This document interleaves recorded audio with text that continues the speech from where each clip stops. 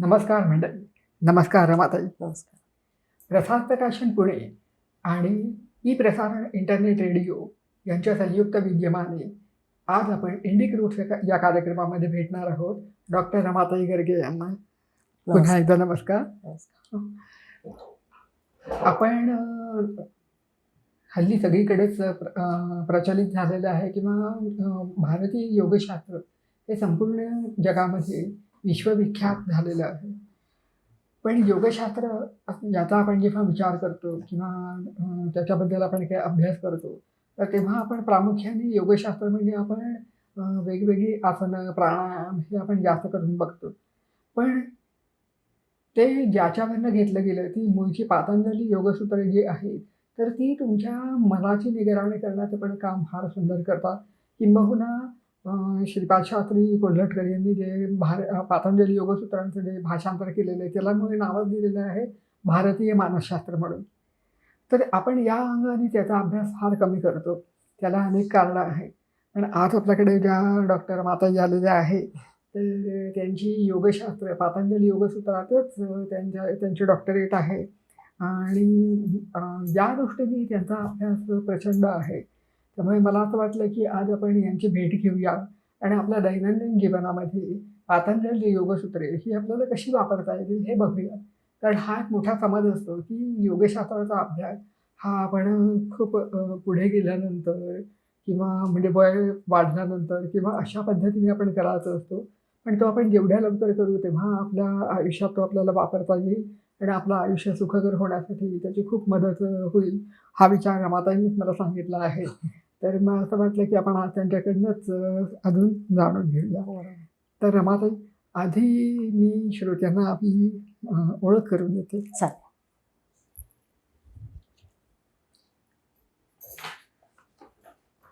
Doctor रमाताई Garge यांनी इतिहास या विषयामध्ये MA केलेलं असून योगशास्त्र या विषयामध्ये डॉक्टरेट त्यांनी मिळवलेली आहे.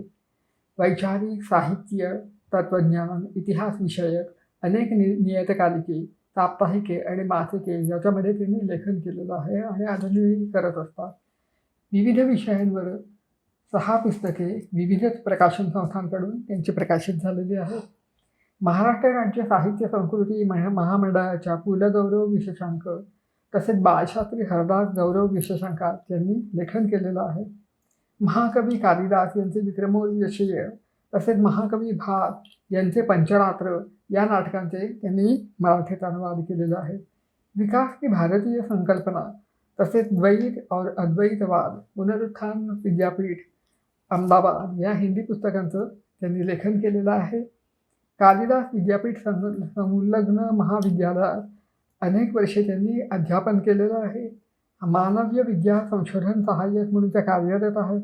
कालिदास विद्यापीठ विस्तार मंडळ पश्चिम महाराष्ट्र समन्वयक म्हणून त्या कार्यरत आहेत. समरसता साहित्य परिषद महाराष्ट्र प्रांत सदस्य म्हणून त्या कार्यरत आहेत.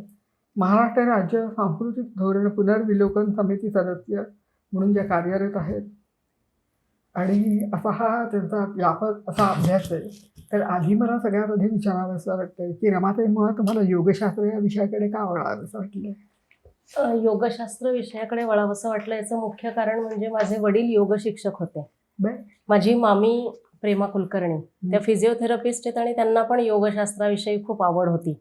त्यामुळे लहानपणापासून मी त्या दोघांना आणि माझे सगळ्यात धाकटे मामा जे आहेत मुकुंद कुलकर्णी त्यांना या तिघांनाही मी योगशास्त्राच्या विविध अंगांनी अभ्यासताना बघितलं. माझे वडील योगासन प्राणायाम अधिक प्रमाणात करायचे. माझ्या मामी ज्या आहेत त्या अधिक प्रमाणात प्राणायाम आणि त्यातही सायकोलॉजीचा संबंध आणि फिजिओथेरपीचा संबंध योगाशी कसा लावता येईल असा अभ्यास करायच्या. आणि माझे धाकटे मामा हे नवनाथ संप्रदाय आणि त्या सगळ्याचा योगशास्त्राशी संबंध असा अभ्यास करायचे. आणि हे सगळं बघत बघतच मी मोठी झाले. त्यामुळे जेव्हा माझं ग्रॅज्युएशन झालं त्याच्यानंतर मग मला असं वाटलं की आपण योगशास्त्र शिकलं पाहिजे. मग त्यासाठी म्हणून एक निवासी अभ्यासक्रम कैवल्यधाम लोणावळा इथे पुणे विद्यापीठाशी म्हणजे तेव्हाच्या संलग्नित होता. तर तो 1 वर्षाचा निवासी अभ्यासक्रम मी तिथे केला. तो पोस्ट ग्रॅज्युएट डिप्लोमा इन योग एज्युकेशन असं त्याचं नाव. अरे वा. पण मग आता योगशास्त्राचा अभ्यास करताना पातंजली योगसूत्र हे प्रामुख्याने पुढे येतातच. होय. तर एक असा मला प्रश्न पडला होता की हा ग्रंथ नेमका कोणत्या कालखंडामध्ये रचला गेला असावा? आता कुठल्याही संस्कृत ग्रंथाची गंमत अशी असते की संस्कृत ग्रंथ हे लिपिबद्ध खूप उशिरा झालेत, कंठस्थ हे आधी झालेत, कारण की लिपीमध्ये ते फार उशिरा लिहिल्या गेले. त्यामुळे कुठल्याही ग्रंथाचा कालखंड ठरवणं ही खूप तशी कठीण गोष्ट असते. मग साधारणपणे संस्कृत ग्रंथ कोणत्या काळात लिहिला गेला हे पाणिनीय व्याकरणाच्या अंदाजाने ठरवल्या जातं साधारण, की पाणिनीच्या आधीचा आहे की नंतरचा आहे, असं एक साधारण त्यातल्या त्यात गृहीत धरलं जातं. तर हा पाणिनीच्या नंतरचा रचलेला ग्रंथ आहे असं आपल्याला लक्षात येतं, कारण की त्यातलं जे व्याकरण आहे ते सगळं पाणिनीला अनुसरून असलेलं व्याकरण आहे. हां. अच्छा, पण मग पाणिनी व्याकरण हे कधी रचलं गेलं? म्हणजे ते इसवी सन पूर्व 800 असंही म्हटलं जातं, आणि काहींचं म्हणणं आहे की ते फारच त्याही पूर्वीचे, म्हणजे संस्कृत ग्रंथांच्या रचना काळाविषयी किंवा संस्कृत जे रचनाकार आहेत त्यांच्या कालखंडाविषयी विद्वानांमध्ये अत्यंत मतभेद आहेत. म्हणजे कुठंपर्यंत तर इसवी सन पूर्व 3000 म्हणतील कोणी, आणि कोणी म्हणेल इसवी सनाच्या 6व्या शतकात आहेत. इथपर्यंत ते मतभेद असतात विद्वानांमध्ये, आणि त्यांनी ते वेगवेगळ्या पद्धतीने सांगितलेले असतात. त्यामुळे आपण असं म्हणू शकत नाही की नेमकं, फक्त एवढंच आपण म्हणू शकतो की प्राचीन कालखंडात झालेलं आहे. काही का असे ना आपल्यासमोर आज त्याचं अगदी प्रगल्भ आणि अगदी पूर्ण विकसित रूप आहे. तर हा आपल्याला मिळालेला खूप मोठा वारसा आहे आपल्यापर्यंत पोहोचलेला. आता पातंजली योगसूत्र असं म्हणताना त्याच्यामध्ये सूत्र असा शब्द आहे. तर मग हे सूत्र म्हणजे काय, आणि सूत्र ग्रंथ असं म्हटलं जातं, तर हे नक्की वेगळं काही आहे का, ते काय आहे? सूत्र ग्रंथ हा एक संस्कृत वाङ्मयाचा विशेष आहे. अच्छा. हां, की जसं गणिताचं सूत्र असतं ना, की एक छोट्याशा सूत्राचं जेव्हा तो विशद केला जातो तेव्हा ते खूप मोठं होतं, आणि त्याच्यातनं खूप मोठी मोठी गणितं अगदी खालपर्यंत अशी सोडवली जातात. बरोबर. सूत्र वाङ्मय पण तसंच असतं, की मेंदूमध्ये छोटेसे 4 शब्द तुम्ही जर घातले तर त्या 4 शब्दांना तुम्हाला आवश्यकतेनुसार विशद करून तुम्ही ते वापरू शकता. तर जसं नारद भक्ती सूत्र आहे, त्याच्यामध्ये पण छोट्या छोट्या सूत्रांमध्ये नारदांनी व्याख्या दिलेल्या असतात. तसं हे पातंजली योग सूत्र आहे. आणि हे सूत्र वाङ्मय इतकं विशेष आहे की जो सूत्रकार असतो त्याला जर का कधी अर्ध मात्रा जरी कमी करता आली त्यातली, तरी त्याला पुत्रजन्माचा आनंद मिळाला असं म्हणजे पुत्रजन्माचा आनंद मिळाला त्याला असं म्हटलं जातं. कारण की तेवढी पण मात्रा कमी करणं हे त्याच्या दृष्टीने फार महत्वाचं असतं. सूत्र गागर में सागर, म्हणजे घागरीमध्ये सागर, ॲटम बॉम्ब जसा असतो की तो फुटल्यानंतरच कळतं की त्याचा किती मोठी व्याप्ती आहे, पण ॲक्च्युअल तो असताना खूप हे असतं. तर तसं ते खूप एकत्रित केलेलं असं ते सूत्र असतं एखादं. दर्शनाचे जे ग्रंथ आहेत तेही मला वाटतं सूत्र पद्धतीत. दर्शनाचे सगळी ग्रंथ तशी नाही आहेत. हां, काही आता हा पातंजली योग सूत्र किंवा सांख्य दर्शन पण थोड्याफार प्रमाणामध्ये सूत्रमय आहे, पण तरी ते पूर्णतः सूत्रमय नाही आहे. पण आता ही जी सूत्र आहे तर ती केवळ साधू संन्यासी यांच्यासाठी ती रचली गेली आहेत का? असं आपण म्हणू नाही शकणार, कारण की कसं आहे, आपण जर बघायला गेलं तर ही सगळी समाजाला इतकी अवघड असतात किंवा कळायला इतकी कठीण असतात की जो दैनंदिन जीवनातला जो प्रापंचिक जो आहे तर तो काय त्याचा इतका अभ्यास करायला किंवा असं करायला काहीच वेळ नाही देऊ शकणार. नाही, असं आपल्याला वाटतं की ही फार अवघड आहेत सूत्र किंवा ह्याच्यामध्ये फार काहीतरी वेगळं सांगितलेलं आहे, तर असं नाही आहे. अगदी रोजच्या जीवनामध्ये, कारण की जे साधू संन्यासी येत असतील समाजामधनंच येतात, आणि पूर्वीच्या काळचे ऋषीमुनी जे असायचे त्यातले ऋषी हे तर विवाहितच असायचे. म्हणजे जे योग साधना करायचे त्यांची ऋषी पत्नी असायची, ऋषी माता असायची, त्यांचा आश्रम असायचा, आणि ते प्रॉपर त्याच पद्धतीने त्यांचं वैवाहिक जीवन आणि त्याचबरोबरीने ते योग साधनाही करायचे. त्यामुळे योग साधना ही 100% संन्यासीच लोकांसाठी आहे वगैरे हे जे आपल्याकडे गैरसमज पसरलेले आहेत ते फार चुकीचे आहेत. योग साधना ही संन्याशांसाठी सुद्धा आहे, आणि योग साधना ही विवाहित, गृहस्थ, विद्यार्थी यांच्यासाठी सुद्धा आहे. त्याच्यामुळे ही सूत्र फार काही अवघड आहेत आणि कुठल्या तरी अगदी ती आपल्यासाठी नाहीच आहेत आणि ती शेवटच्या कालखंडातच अभ्यासायची आहेत, म्हणजे असं काय? जीवनाच्या शेवटच्या टप्प्यात, असं नाही आहे. तर ती रोजच्या जीवनामध्ये तुम्हाला उपयुक्त ठरू शकतील अशी आहेत. म्हणजे अगदी साधं एक सूत्र मी तुम्हाला सांगते त्यातलं, की वितर्क बाधने प्रतिपक्ष भावनम. तर वितर्क म्हणजे काय? वितर्क म्हणजे आपल्या मनामध्ये येणारे वाईट विचार. अगदी साध्या ह्याच्यात, की वितर्काची व्याख्या अशी दिली, वितर्का हिंसा दया, हिंसा वगैरे यासारखे कुठल्याही गोष्टी. आता त्याचं प्रतिपक्ष भावनम म्हणजे काय? तर त्याच्या बरोबर विरुद्धचा विचार तुम्ही मनामध्ये आणा आणि स्वतःच्या मनाला सावरा. अच्छा. हां, आता वितर्काची बाधा झाली की लगेचच दुसऱ्या प्रकारचा विचार मनामध्ये आणा. हे इतकं साधं सूत्र आहे की तुम्ही ताबडतोब स्वतःच्या मनाला तिथे बॅलन्स करू शकता.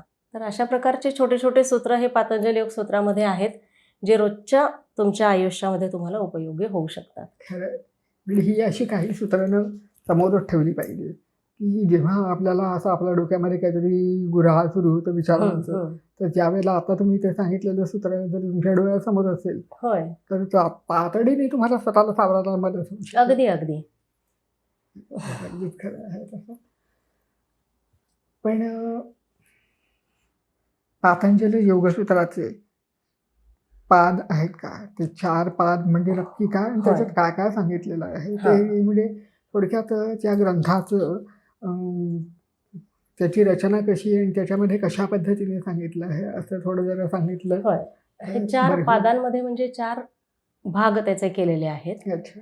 तर त्याला पाद म्हणजे पाय म्हटलेलं आहे, की 4 पायांवर हे उभं आहे. समाधीपाद, साधनपाद, विभूतीपाद आणि कैवल्यपाद असे ते 4 पाद आहेत. त्याच्यामध्ये काही सूत्र विभागून ठेवलेली आहेत. आता सूत्रग्रंथाचं वैशिष्ट्य काय असतं, की त्याचं जे फलित असतं ना, ते सगळ्यात आधी सांगितलं जातं, की यातनं काय मिळणार आहे तुम्हाला, हे आधी सांगितलं जातं. म्हणून मग तो समाधीपाद हा आधी आलेला आहे, की समाधी म्हणजे आपल्याला वाटतं की अरे साधनाच्या आधी समाधी का आली, की साधनपाद आधी आणि मग समाधीपाद असं का? तर ते तेवढ्यासाठी की समाधीपाद ही त्याचं फलित काय ते आधी सांगून टाकलेलं आहे, की तुम्हाला काय काय मिळणार आहे यातनं. मग पहिल्यांदाच सुरुवातीला योगाची व्याख्या त्यामध्ये सांगितलेली, की योगश चित्तवृत्ती निरोध हा. चित्तवृत्तींचा निरोध म्हणजे योग. तो कशा पद्धतीने करायचा, तो करण्यासाठी काय काय करायचं, मग त्यासाठी सगळ्या मानसिक कोणत्या कोणत्या अवस्थांमधनं तुम्ही जाणार, ते सगळं समाधीपादामध्ये सांगितलंय. मग ह्या समाधीपादापर्यंत पोहोचण्यासाठी काय तर साधनपाद, मग त्यामध्ये अष्टांग योग सांगितलेला आहे. मग त्याच्यानंतर हा अष्टांग योग साधत असताना तुम्हाला काय मिळेल, तर सिद्धी मिळतील.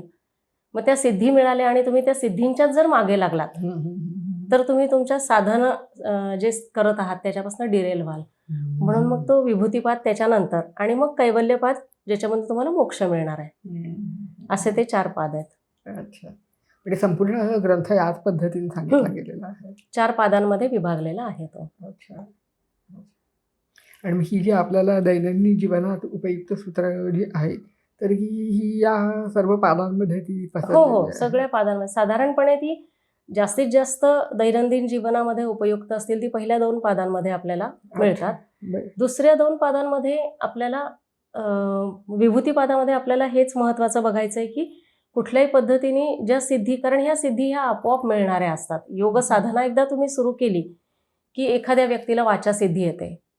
मग तिला जर अचानक असं लक्षात आलं की आपली वाचा खरी व्हायला लागलेली आहे आणि मग तिने ती चुकीचं काही होऊ नये त्यातनं, म्हणून मग त्या सिद्धींची माहिती दिलेली आहे त्यामध्ये. तर असं तुम्ही सावध राहा. हां, सावध राहण्यासाठी म्हणून विभूतीपादाचं महत्त्व आहे, की त्या विभूतींच्या मागे लागू नका, असंच पतंजलींनी त्यामधनं सांगण्याचा प्रयत्न केला आहे. तरुण मुले, प्रौढ स्त्री पुरुष, वृद्ध या सर्वांना नेमकी कोणती सूत्रे रोजच्या जीवनामध्ये मार्गदर्शक ठरू शकतात?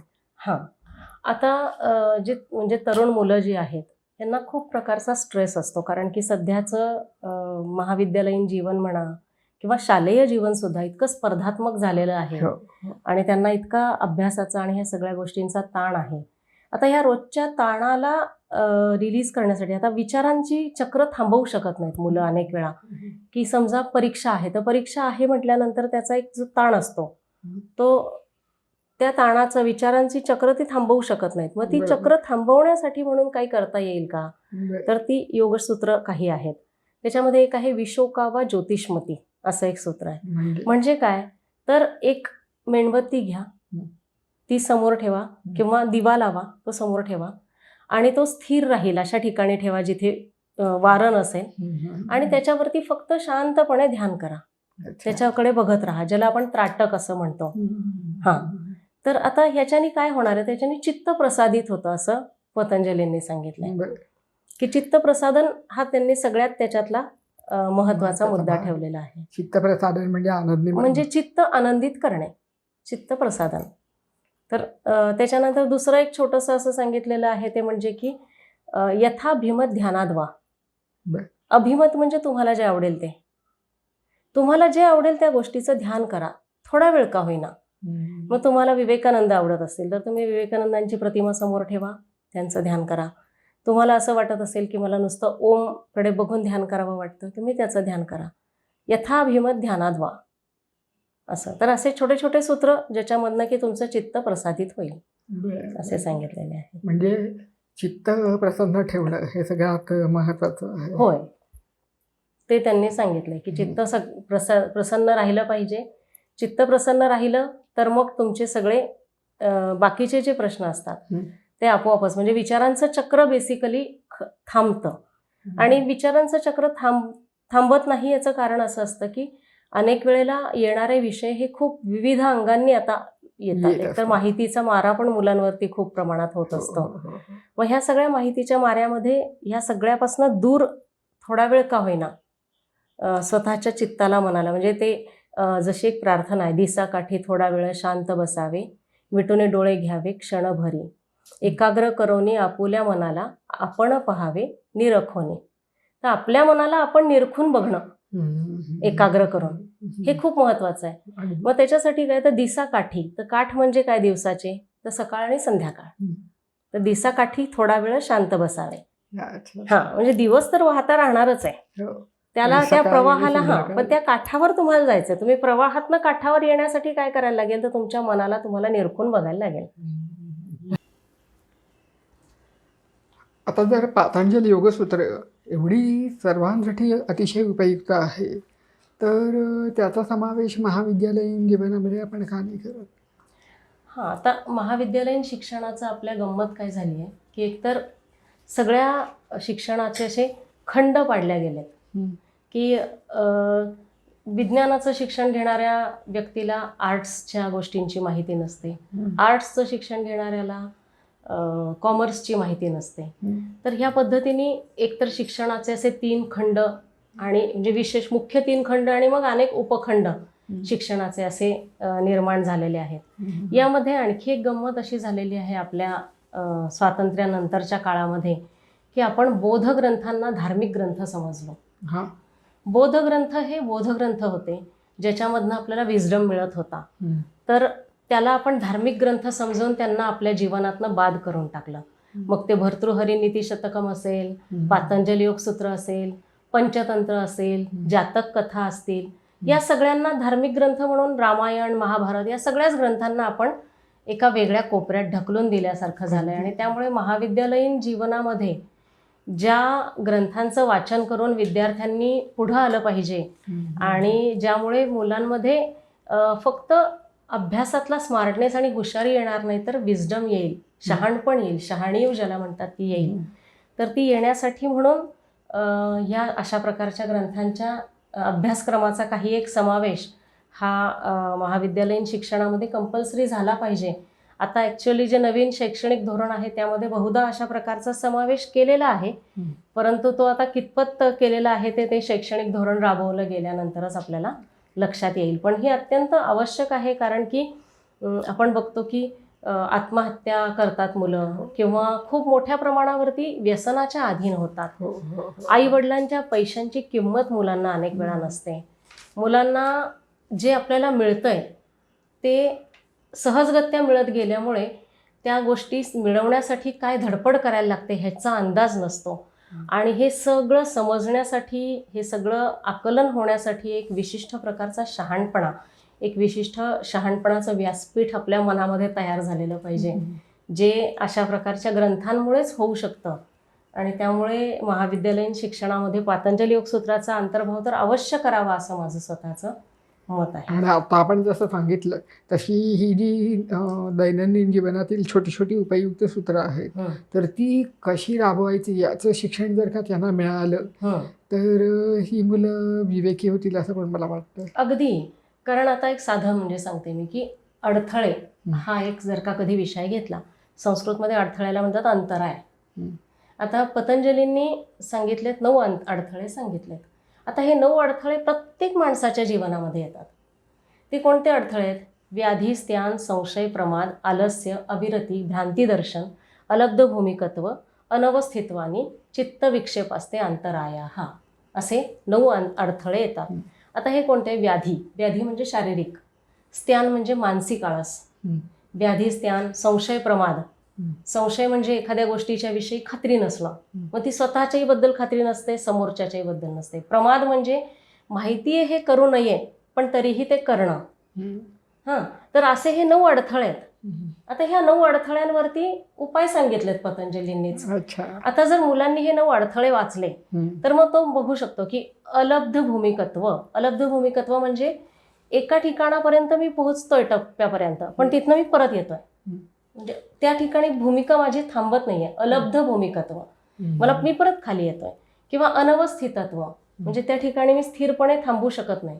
तर ह्या ज्या गोष्टी आहेत या अभ्यासामध्येही होतात, योगसाधनेतही होतात. बरोबर. मग जर तुम्हाला योगसाधना जेव्हा करत असतो एखादा साधक तेव्हा तो जे उपाय योजतो तेच उपाय अभ्यास करणाऱ्या मुलांनी जरी योजले तरी होऊ शकतं. मग अभ्यासाची पण व्याख्या पतंजलींनी दिलेली आहे. सतु दीर्घकालपर्यंतम नैरंतर्य स्थिरतापूर्वक जे केलं जातं ते अभ्यास. सतु दीर्घकालपर्यंतम नैरंतर्य सत्कारा सेवितो दृढभूमी ही अभ्यास. सत्कारा सेवितो म्हणजे त्याला तुम्ही आदर देऊन त्याचं सेवन करा अभ्यासाचं.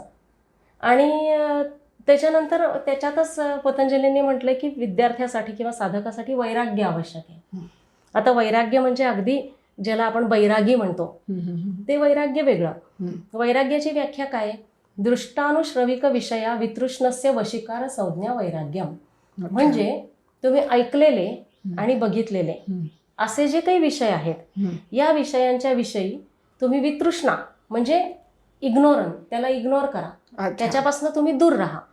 तर हे म्हणजे काय तर वैराग्य. आता विद्यार्थ्यांना हे वैराग्य किती आवश्यक आहे की मी जे काही सारखं बघतोय किंवा ऐकतोय, सारखं जे काही माहितीचा भडीमार होतोय माझ्यावरती, ह्याच्यापासून मला दूर व्हायचंय आणि जे करायला पाहिजे त्याच्यावर मला फोकस करायचंय ते म्हणजे अभ्यास. असं जेव्हा व्याख्या त्याच्या डोळ्यासमोर येतील त्यावेळेला तो कदाचित अभ्यासाकडे, त्याच्या स्वतःच्या करिअरकडे जास्त चांगल्या पद्धतीने बघू शकेल.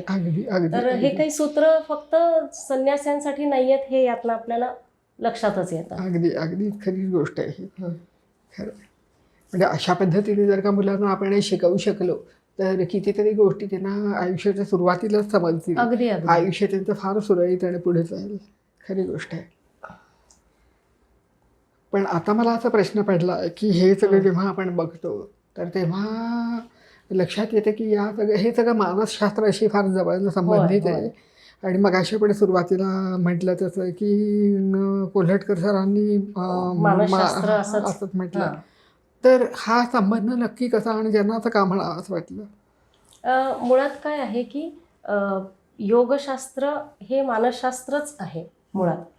हे कोल्हटकरांनी तर स्वतः सिद्ध करून दिलेलंच आहे आपल्याला. कोल्हटकरांनी ते दुसऱ्याही पद्धतीने असं सिद्ध केलंय की सांख्यशास्त्राकडनं वेदांतशास्त्राकडे जाण्याचा सेतू हा देखील योगशास्त्र आहे. आणि त्यामुळे जेव्हा चित्तवृत्ती असा मुद्दा येतो तर वृत्ती हा मनाच्या जे वर्तुळाकार फिरण्याची हे आहे, मनाची एक पद्धत आहे, त्या पद्धतीवरतीच सगळ्यात जास्त योगशास्त्राचं काम आहे. आणि योगाच्या याच्यामध्ये आतमध्ये तुमच्या कोणत्या कोणत्या प्रकारची मनाची प्रतलं आहेत, किती 7 भूमी सांगितलेल्या आहेत, 17 भूमी मनाच्या. त्या 7 प्रतलांवरती काय काय घडतं हे खूप डिटेलमध्ये योगशास्त्रामध्ये सांगितलेलं आहे. आणि हे सगळ्या मनाच्या ज्या काही मनोव्यापार आहे या मनोव्यापाराचा पहिल्यांदा परामर्श कुणी घेतला असेल तर तो पतंजलींनी घेतलेला असला पाहिजे. त्यामुळे त्यांना मग आद्य मानसशास्त्रज्ञ असंही आपण म्हणू शकतो एका अर्थाने.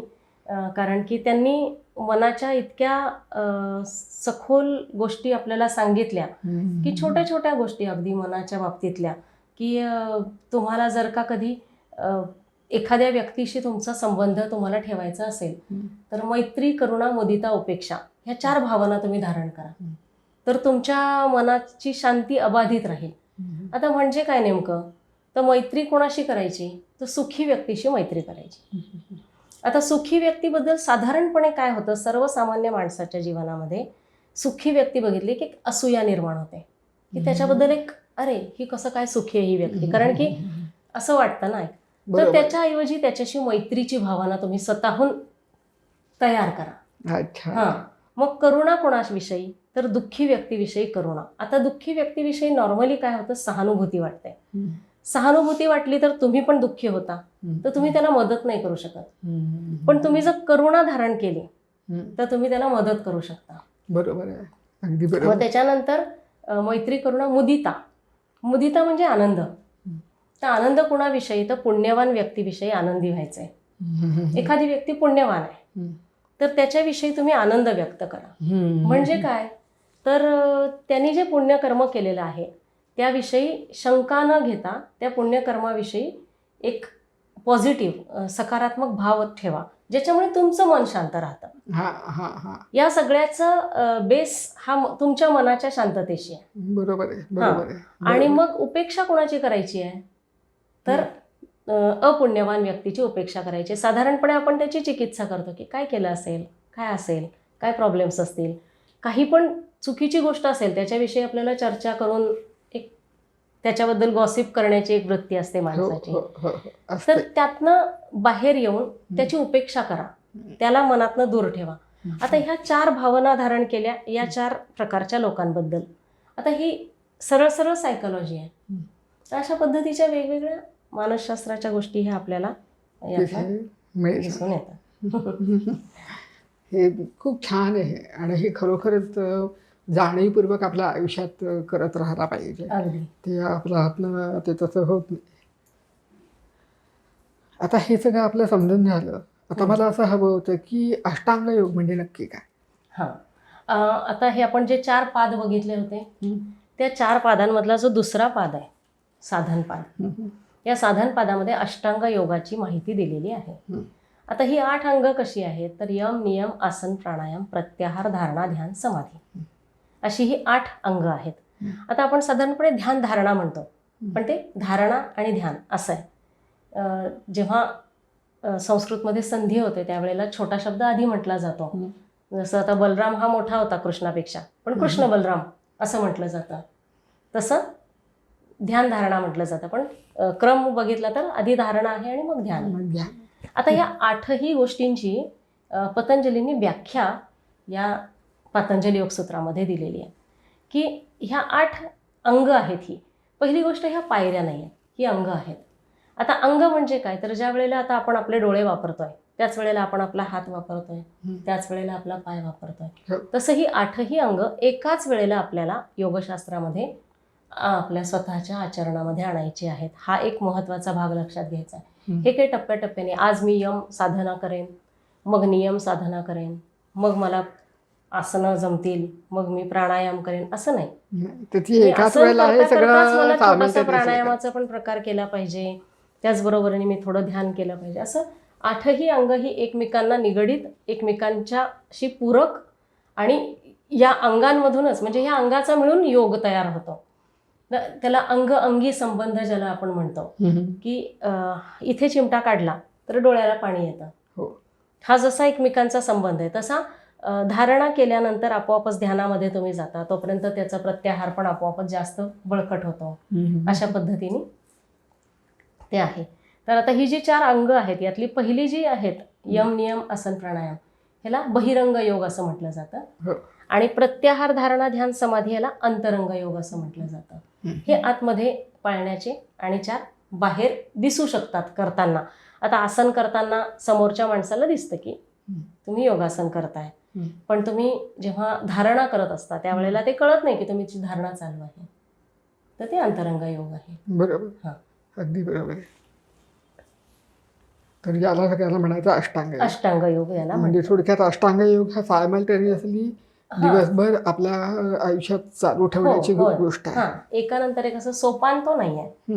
आणि त्यामध्ये यम नियम हे तर आहेतच. पाळण्याच्या गोष्टी आहेतच त्याच्यामध्ये. पण आता तुम्ही आता म्हणाला तसा हा बहिरंग योग आहे म्हणून मग असेल, पण मग त्याच्यामध्ये आसनं प्राणायाम वगैरे ते का नाही हे घातलेलं, म्हणजे बहिरंग योग असला म्हणून काय आलं? नाही असं म्हणजे पतंजली योगसूत्रामध्ये पतंजली योगसूत्रामध्ये काय केलं त्यांनी व्याख्या दिल्या आहेत योगासनांची किंवा प्राणायामाची. पण प्राणायामाचे जे प्रकार आहेत, योगासनांचे जे प्रकार आहेत ते हठयोगामध्ये आपल्याला दिसून येतात. अच्छा. म्हणजे हा जो आहे हा राजयोग आहे. राजयोगामध्ये काय केलेलं आहे पतंजलींनी व्याख्या दिल्या आहेत. आता जसं स्थिर सुखम आसनम म्हणजे काय, तर स्थिर बसा, सुखपूर्वक बसा, त्याला आसन असं म्हटलं जातं. मग योगासनं वेगवेगळी, मग पश्चिम तानासन असेल किंवा आणखी दुसरं कुठलं पण योगासन असेल, तर ही योगासनं ही आपल्याला हठयोगामधनं घ्यायला लागतात, शिकायला लागतात. ती हठयोगामध्ये असतात आणि हठयोगामधनं ती शिकून पतंजली योगसूत्रातल्या व्याख्येशी त्याचा समन्वय करायला लागतो. पतंजली योगसूत्रातली व्याख्या जी आहे ती स्थिर सुखम आसनम. त्यानंतर दुसरी त्याच्यामध्ये असं आहे की तुम्हाला अनंत समापत्तीपर्यंत आसन नेता आलं पाहिजे. मग आता त्यासाठी म्हणून योगासन आहे की तुम्हाला ते अनंतापर्यंत नेता आलं पाहिजे ते सुख. आता हे आसनाचं तुम्हाला हे जमतंय का, तर हे आसनाचे वेगवेगळे 10, 12, 15 प्रकार हे घेरंड संहिता, हठप्रदीपिका यामधनं तुम्हाला मिळू शकतात. पण ते आसनांचे प्रकार यामध्ये वर्णन पतंजलींनी केलेले नाही. तसंच प्राणायामाचे पण प्रकार वर्णन केलेले नाही. पण प्राणायाम सिद्ध कसा होईल हे सांगितलंय की ततक्षीयते प्रकाशावरणम. तुमचा प्राणायाम सिद्ध झाला कसा ओळखायचा, तुम्ही जेव्हा प्राणायाम करत असाल त्यावेळेला प्रकाशावरचं आवरण क्षीण होत चाललेलं आहे आणि पूर्ण प्रकाश तुमच्या आतमध्ये येत आहे असं तुम्हाला जाणवायला लागलं, तर मग तुमचा प्राणायाम सिद्ध झाला हे तुम्हाला कळेल. तर तिथे त्यांनी व्याख्या दिल्यात आणि इकडे घेरंड मुनींनी आणि स्वात्मारामांनी तुम्हाला प्रकार दिलेत. मग पतंजली महर्षींच्या व्याख्येला अनुसरून तुम्ही स्वात्मारामांचं आणि घेरंड मुनींच्या हठयोगाचा उपयोग करून योगशास्त्र सिद्ध करू. त्यांनी अगदी अत्यंत हुशारीने 2 भाग केले त्याचे. अंतर्योग आणि बहिरंग योग असे हे 2 भागात झाले. मग ते मानसशास्त्राशी संबंधित असल्यामुळे पण कदाचित त्यांनी हे इथे दिलं नसेल असं असू शकतं. हठयोग हा साधारणपणे शारीरिक जास्त आणि हे मानसिक जास्त असं एक मानलं जातं. त्याच्यामुळे ते बाथर्टेशन पण झालं होतं. पण तरी ते दोन्हीचाही समन्वय केल्याशिवाय, कारण शरीर आणि मन एकत्र समन्वित केल्याशिवाय तुम्ही कुठलंही काम करू शकत नाहीच. त्यामुळे मुळात योग या शब्दाचा अर्थच जोडणे. मग हेही आपल्याला जोडून घेणं आवश्यकच आहे. अगदीच खरी गोष्ट आहे. पण आता हठयोग आणि पातंजली योग हे तुम्ही आता सांगितलं तसं त्यांचा त्यामुळे तो नेमका संबंध हाच आहे का अजून वेगळं काही आहे? नाही, म्हणजे विना हठयोगाशिवाय राजयोग सिद्ध होत नाही आणि राजयोगाशिवाय हठयोग सिद्ध होत नाही असं सगळीकडे म्हटलं जातं. सगळ्या आपले जे काही शास्त्र आहे त्यामध्ये हेच म्हटलं जातं की हठयोगाशिवाय राजयोग सिद्ध होणार नाही, राजयोगाशिवाय हठयोग सिद्ध होणार नाही. तर हे दोन्ही एकमेकांना पूरक आहेत. आपल्याकडे हठयोग म्हणजे ज्या पद्धतीने एकदम जे ते अघोरी पंथातले साधू वगैरे ह्या तिकडच्या पद्धतीचा जो बघितला जातो तसा नाही आहे. तर हठयोग हा जो आहे हा घेरंड मुनी आणि स्वात्मारामांनी लिहिलेले जे हठयोगाची पुस्तकं आहेत त्यातला जर आपण बघितला तर लक्षात येतं की हा हठयोग हा राजयोगाला पूरक आहे. आणि त्यातले आसन प्राणायाम आपण जेव्हा करतो, आता हे उज्जाई असेल, शीतली असेल, सितकारी असेल किंवा अगदी आपला साधा नेहमीचा जो अनुलोम विलोम प्राणायाम असेल, या प्राणायामांचं वर्णन जरी पतंजलींनी दिलेलं नसलं तरी पतंजलींनी दिलेल्या व्याख्येच्या अनुसार तो प्राणायाम घडतोय की नाही हे आपण त्यामध्ये बघू शकतो. तर आता हे सगळं जे आपण एवढं बघितलं, पतंजली मुनींनी एवढं काम करून ठेवलं, एवढं लिहून ठेवलेलं आहे, तर हे सगळं संशोधन पतंजली मुनींनी एकट्यानेच केलेलं होतं? नाही, पतंजल योगसूत्र जे आहे हे मुळात मी लिहिलेलं आहे असं पतंजलींनी कधीही म्हटलेलं नाही आहे. त्यांनी हे मी संकलित केलेलं आहे असंच म्हटलेलं आहे. बरं. हां, तर त्याच्यामुळे सुरुवातीचाच जो त्यांनी श्लोक सांगितला आहे, अथ योगानुशासनम, आता योगाच्या अनुशासनाला प्रारंभ होत आहे. तर आजपर्यंत योगशास्त्रामध्ये जे काही भारतामध्ये संशोधन झालेलं असेल, पतंजली ज्या क्षणी त्यांनी संकलन करायला सुरुवात केली तिथपर्यंत, तर ते सगळं संकलन त्यांनी योगशास्त्राचं हे पातंजली योगसूत्राच्या निमित्ताने केलेलं आहे. पण ते स्वतः त्या ह्याचा कुठेही असं म्हणत नाहीत की हे सगळं माझं संशोधन आहे. तर ते म्हणतात की हे योगशासन जे आतापर्यंत अनुशासन ज्या ज्या गुरूंनी दिलेलं आहे ते मी फक्त सांगत आहे. तर त्यामुळे हे संकलन आहे. हे पतंजलींचं स्वतःचं संशोधन नाही आहे. मात्र हे अशा पद्धतीने इतक्या सगळ्या योग साधकांच्या विविध गोष्टी लक्षात घेऊन आणि हे खूप मोठं काम त्यांनी म्हणजे त्याला एक नेटकं असं शास्त्रसिद्ध स्वरूप त्यांनी अगदी दिलं अगदी म्हणजे 10 त्याच्यामध्ये. PhD एकाच वेळी केल्यासारखं ते काम आहे. तर ते खूप मोठं असं संकलनाचं काम त्यांनी करून बरोबर. ठेवलेलं आहे, ज्याला आपण पुन्हा एकदा असं म्हणतो की योगसूत्र म्हणजे काय तर घागरीमध्ये सागर मावण्याचं काम केलेलं आहे. अगदी हां. अगदी अगदी खरंच तसं फार ते- महत्वाचं आहे. हं. आणि त्याचा आज इतकी वर्ष जरी गेली, हजारो वर्ष लोटली, होय, तरी आज तरी आपल्याला तितक्याच इंटेन्सिटीनी, तीव्रतेने म्हणावं किंवा हां, तितक्याच उत्तमपणाने आपल्याला त्याचा त्याच्यातनं उपयोग होतो आहे. उपयोग होतो. आणि मग याचा अर्थ असा आहे की मानवी मेंदू आणि मानवी मन आजही तितकंच आणि तशाच पद्धतीने कार्यरत आहे, हेही यातनं आपल्याला लक्षात येतं. अगदी अगदीच खरं आहे. पण आता अजून एक प्रश्न असा मला पडला आहे की थोडंसं वाचन केल्यानंतर की बौद्ध धर्माच्या ब्रह्मविहार आणि पातंजली योगसूत्रांच्या चित्तप्रसादन प्रक्रियेत अगदी शब्दशः साम्य कसं काय, म्हणजे नेमकं कोणाचं अधिक प्राचीन? हां, असं प्राचीन आणि असं आपण नाही म्हणू शकत. कसं आहे, गौतम बुद्धांनी पण ना औपनिषदिक ज्ञानमार्गच सुरुवातीला हे केला होता, अवलंबला होता. त्यांनी उद्रक रामपूत आणि आलार कलाम नावाच्या लोकांकडून सांख्यशास्त्राचे, योगशास्त्राचे धडे घेतलेले होते.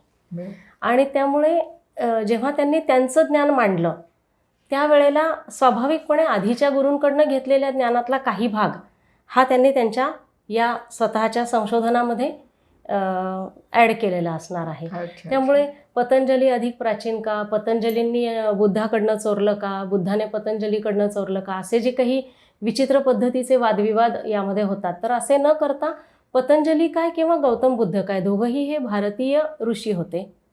दोघांनाही भारतीय परंपरेतूनच ज्ञान प्राप्त झालेलं होतं आणि दोघांनीही भारतीय लोकांनाच ज्ञान देण्याचं काम केलेलं होतं. त्यामुळे अधिक प्राचीन कोणाचं, कोणी कोणाचं घेतलं असं न म्हणता गौतम बुद्धांनी सुद्धा जो औपनिषदिक ज्ञानमार्ग स्वीकारला होता आणि अनेक वर्ष त्यांनी अरण्यात राहून तपश्चर्या करून आलार कलामांकडनं आणि त्यांच्या त्या उद्रक रामपुत्र त्यांच्याकडनं ज्ञान घेऊन जे काही मिळवलेलं होतं त्यातला काही भाग हा या त्यांच्या ज्ञानामध्ये त्यांनी तो वापरलेला असू शकतो. बरोबर आहे, अगदीच बरोबर आहे. आता आपली मुलाखत आपण शेवटच्या अंतिम टप्प्याकडे आलेलो आहोत.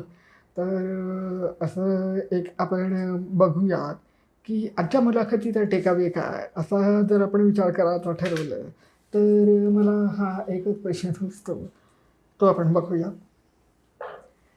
स्ट्रेस मॅनेजमेंटसाठी उपयुक्त अशी पातंजली योगसूत्राचे सार अशी 2 सूत्रे म्हणायची तर ती कोणती? पतंजली योगसूत्रात 2 अतिशय छोटी सूत्र आहेत, पण ती पुन्हा तसंच गागर में सागर, ती फार महत्त्वाची आहेत. ती म्हणजे सुखानुशयी रागः, दुःखानुशयी द्वेषः. की राग म्हणजे अनुराग, प्रीती, ही सुखाचा अनुशय म्हणजे सुखाचं अनुसरण करते आणि द्वेष जो आहे तो दुःखाला कारणीभूत होतो. मग आता काय आहे की सुख आणि दुःख हे एकमेकांच्या नंतर येणार आहे. म्हणजे आपण म्हणतो ना ते रहाट गाडगंच असं असतं की असं आपण ते पूर्वीच्या काळी असं पाणी हे केलं की पाणी भरून येतं, ते रिकामं होतं आणि पुन्हा खाली जातं. तसं सुखस्यानंतरम दुःखम, दुःखस्यानंतरम सुखम हे चालूच राहतं रहाट गाडगं. मग योगशास्त्र काय सांगतं, तुम्हाला सुख आणि दुःखाच्याही पलीकडे जायचं आहे आणि तुम्हाला आनंद मिळवायचा आहे. जेव्हा सुख दुःखाच्या पलीकडे तुम्ही जाऊन आनंद मिळवण्याचा प्रयत्न करता तेव्हा तुम्ही योग साध्य करता. आणि त्यामुळे मग सुख आणि दुःख हे शेवटी काय आहे तर हे राग आणि द्वेषाला घेऊनच येणार आहेत. आणि राग आणि द्वेष हे कधीही तुमच्या मनाच्या शांतीला राग म्हणजे मराठीतला राग नव्हे, राग म्हणजे अनुराग, प्रीती, बरोबर. कुठल्याही प्रकारची आसक्ती म्हणजे राग. तर आसक्ती आणि द्वेष हे तुम्हाला कायमस्वरूपी मनाच्या अशांतीलाच कारणीभूत होतात आणि आनंद हाच तुमच्या मनाच्या शांतीला आणि समाधानाला कारणीभूत होतो. अगदी म्हणून आनंदाकडे जाऊया, आसक्ती आणि द्वेषापासून दूर होऊया. अगदी बरोबर. अगदी फार हे- सुंदर टेकअवे हा. हां. म्हणजे आपल्या रोजच्या छोट्या छोट्या गोष्टी आपण या दृष्टीने बघायचं म्हटलं तर आपल्याला याच्यातनं खूप काही मिळून जातं. अगदी अगदी. तर आजच्या अप्रतिम सुंदर आणि अत्यंत सोप्या भाषेतील आपण आम्हाला जे काय पतंजली योगसूत्रांबद्दल सांगितलं त्याच्यातनं माझी खात्री आहे श्रोते हो की आपल्यालाही ही मुलाखत आवडली असेल आणि त्यात त्यांनी सांगितलेली सूत्र ही आपण आपल्या रोजच्या आयुष्यामध्ये घेण्यासारखीच आहेत यात मला तर काहीच शंका नाही. आणि इतक्या छान ज्ञानप्रदानाबद्दल मी आपल्या सर्वांतर्फे रमाते धन्यवाद. आभार मानते. धन्यवाद. मी पण प्रसाद प्रकाशनाचे शतशः आभार मानते की या निमित्ताने पतंजली योगसूत्रावरती मला बोलण्याची संधी मिळाली. तुमचे पण खूप मनापासून आभार. मनपूर्वक धन्यवाद.